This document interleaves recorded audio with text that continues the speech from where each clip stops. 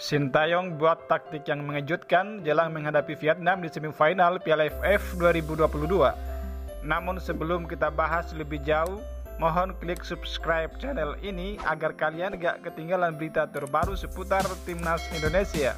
Kalau sudah subscribe, mari kita lanjut.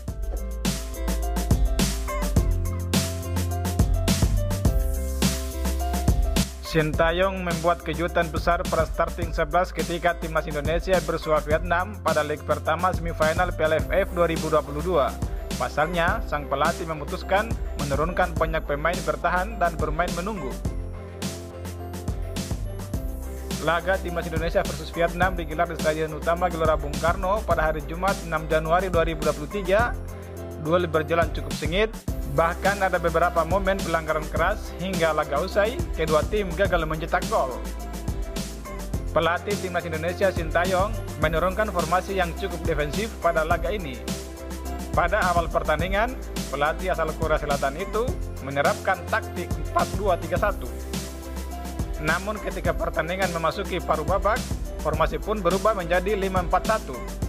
Fahruddin Arianto, Jordi Amat, dan Rizky Ridho ada di posisi bek tengah. Ketiganya diapit Pratama Arhan dan Asnawi Mangkualam di sisi sayap pertahanan.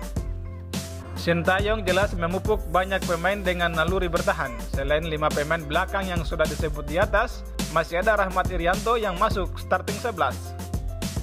Di atas lapangan, Rian bermain sebagai gelandang bertahan. Rian bertandem dengan Mark Locke. Seperti diketahui, kedua pemain lebih dominan dalam bertahan daripada menyerang. Rian bahkan sering bermain sebagai bek tengah dan bek kanan. Praktis Timnas Indonesia lebih sering menyerang dengan 3 pemain. 3 pemain tersebut adalah Yakub Sayuri di kanan, Denny Sulistiawan yang bergerak bebas, dan Marcelino Ferdinand yang lebih sering berada di sayap kiri. Kehati-hatian Sintayong terlihat pada babak kedua, terbukti dari pergantian pemain yang dilakukan pelatih berusia 52 tahun tersebut. Pergantian pemain pertama bahkan baru terjadi pada menit ke-75 saat Rizky Kambuaya masuk menggantikan Rahmat Irianto. Menariknya, Sintayong baru melakukan 3 pergantian pemain sekaligus ketika babak kedua sudah memasuki injury time. Masuknya Witan Sulaiman, Lijas Pasujevic, dan Salih Ramdhani pada menit ke-90+4 menjadi buktinya.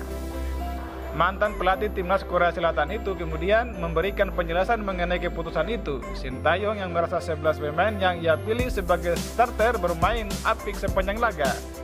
Pemain yang menjadi starting bekerja keras, jadi saya tidak melakukan pergantian, kata Sintayong. Sintayong pun menyatakan banyak hal yang terjadi di lapangan.